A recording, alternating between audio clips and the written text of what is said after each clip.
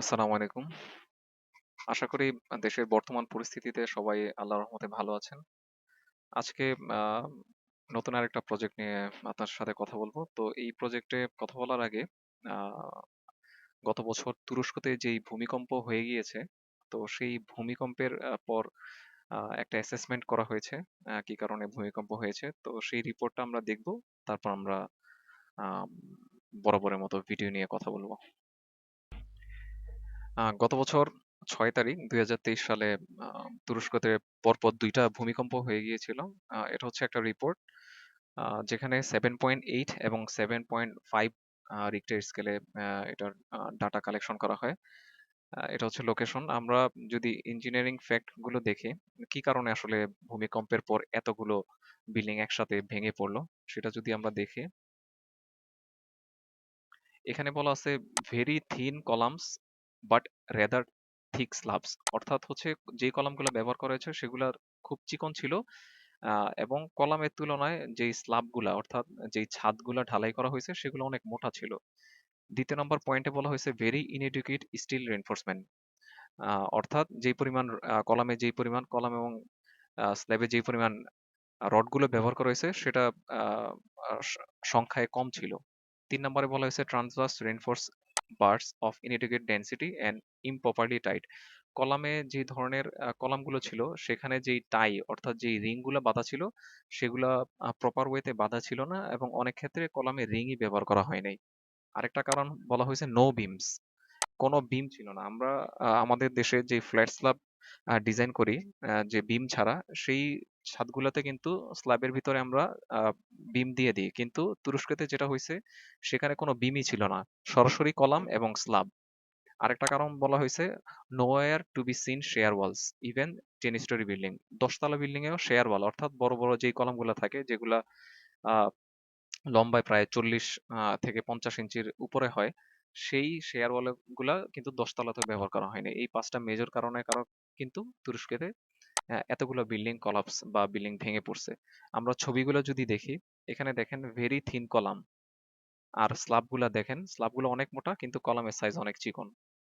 এখানে দেখেন কলামগুলো, এই ছবিতে দেখেন কলামগুলা এই স্ল্যাব এবং কলামের জয়েন্টে কিন্তু ফেল করছে।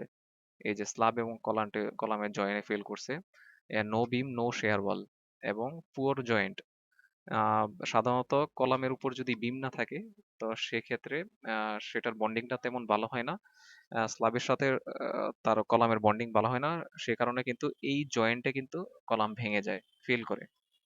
এখানে দেখেন এক কলামের থেকে আরেক কলামের যেই দূরত্ব, সেই দূরত্ব অনুযায়ী কলামের সাইজ কিন্তু অনেক ছোট, যার কারণে এই স্ল্যাবটা এইভাবে বেঁকে গেছে এবং এটা ভেঙে পড়ছে।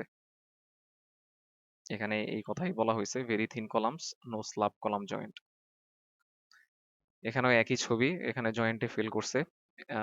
এই ছবিটাতে দেখেন কলামের সাইজ যেরকম সেখানে কিন্তু রডের পরিমাণ একেবারে কম, কলামের ভিতরে রডের পরিমাণ কম এবং যেই রডগুলো ব্যবহার করছে সেটার একেবারে চিকন, অর্থাৎ যেখানে যদি দরকার হইতো 20 মিলি সেখানে ব্যবহার করছে 16 মিলি।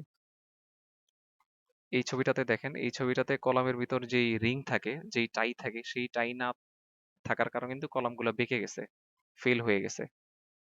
প্রত্যেকটা ছবি কিন্তু সেম সেম প্রবলেমের কারণে, এখানে জয়েন্টের কারণে ফেল করছে।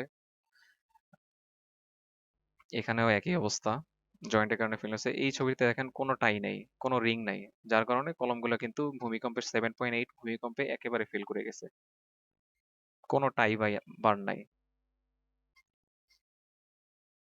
এখানেও একই ছবি, আহ, কলামের সাইজ একেবারেই চিকন এবং যেই রডগুলো ব্যবহার করছে সেটা আপনার খুবই চিকন।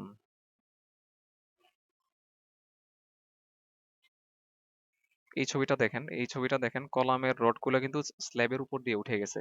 আমরা সাধারণত কলামের যে জয়েন্ট থাকে কলামের উপরে, স্ল্যাবের দিকে কিন্তু বিম থাকে, কলামের রডগুলো বিমের রডের ভিতর দিয়ে উপরে কন্টিনিউ হয়ে যায়, কিন্তু এখানে কলামের রডগুলো স্ল্যাবের ভিতর দিয়ে কন্টিনিউ হওয়ার কারণে এখানে ক্র্যাক চলে আসছে, এবং পুরো স্ল্যাবটার যদি থিকনেস দেখেন প্রায় 1 ফিটের মতো। আমাদের দেশে সাধারণত 5 থেকে 6 ইঞ্চির ভিতরে কিন্তু আমরা স্ল্যাব কাস্টিং করে থাকি, এখানে দেখেন স্ল্যাবটা কত মোটা। তো এর কারণ হচ্ছে তুরস্কতে যেই বিল্ডিং এর আইন আছে, যেই বিল্ডিং এর কোড আছে, সেই কোড কিন্তু প্রায় 2000 সালের আগের। মানে আজ থেকে প্রায় 24 বছর আগের কোড তারা ফলো করে কিন্তু এই ধরনের বিল্ডিং গুলা করছে, যার কারণে বর্তমানে 24 বছর পর যেই পরিমাণ 7.8 মাত্রার ভূমিকম্পে কিন্তু পুরো অনেকগুলা বিল্ডিং একসাথে কলাপস হয়ে গেছে।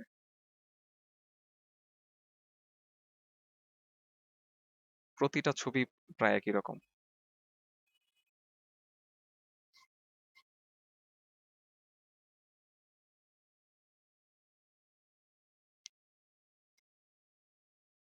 এখানেও একই প্রবলেম, এখানে কলামের সাইজের থেকে স্ল্যাবের সাইজ অনেক বেশি। প্রত্যেকটা জায়গায় একই সমস্যা। এখানে দেখেন স্ল্যাব দেখেন, অনেক মোটা স্ল্যাব। এই যে এই স্ল্যাব গুলা দেখেন অনেক মোটা স্ল্যাব, কিন্তু কলাম কিন্তু অনেকটা চিকন স্ল্যাবের তুলনায়, এবং কোনো বিম নাই এখানে। এখানে একটা কথা হচ্ছে no continuity of reinforcement, no anchoring of bars. এখানে কলামগুলা যে উপরের দিকে উঠে কলাম ল্যাপিং দিতে হয়, সেই ল্যাপিং এর জায়গাটা কিন্তু প্রপার ওয়েতে করা নাই। যে এক জায়গায় আমার ছাদ ঢালাই হবে, কলাম এসে শেষ হয়ে গেছে, সেখান থেকে আবার ল্যাপিং ছাড়াই কিন্তু কলামগুলো আবার কাস্টিং হয়ে গেছে, যার কারণে কিন্তু এটা ভেঙে পড়ছে। লোডটা ট্রান্সফার হতে হতে ভেঙে পড়ছে প্রত্যেকটা জায়গায়। এই যে এখানে দেখেন কলাম কলাম কলাম, কিন্তু কোনো বিম নাই। ম্যাক্সিমাম বিম না থাকার কারণে কিন্তু প্রত্যেকটা আপনার কলাপস করে গেছে।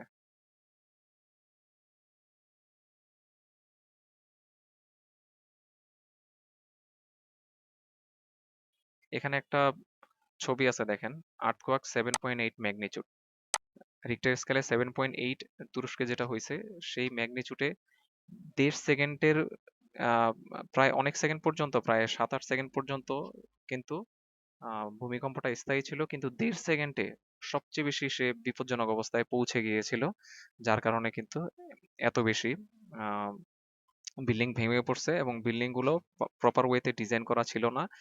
এবং আমাদের বিল্ডিং কোডে কিন্তু এই 2 সেকেন্ড পর্যন্ত কিন্তু আহ সব ধরনের মানগুলো ক্যালকুলেট করা আছে, যার কারণে আমরা যদি আমাদের বিএনবিসি অর্থাৎ বাংলাদেশ ন্যাশনাল বিল্ডিং কোডটা ফলো করে যদি যে কোনো স্ট্রাকচার নির্মাণ করি, তাহলে মোটামুটি 6-7 মাত্রার ভূমিকম্পেও কিন্তু ইনশাল্লাহ বিল্ডিং গুলো টিকে থাকবে।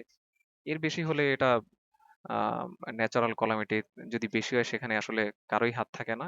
তবে আমাদের বিল্ডিং কোড যদি ফলো করে বিল্ডিং করা হয়, সেক্ষেত্রে কিন্তু মোটামুটি কম মাত্রার ভূমিকম্পগুলোতে কিন্তু আমাদের বিল্ডিং গুলা টিকে থাকবে ইনশাল্লাহ।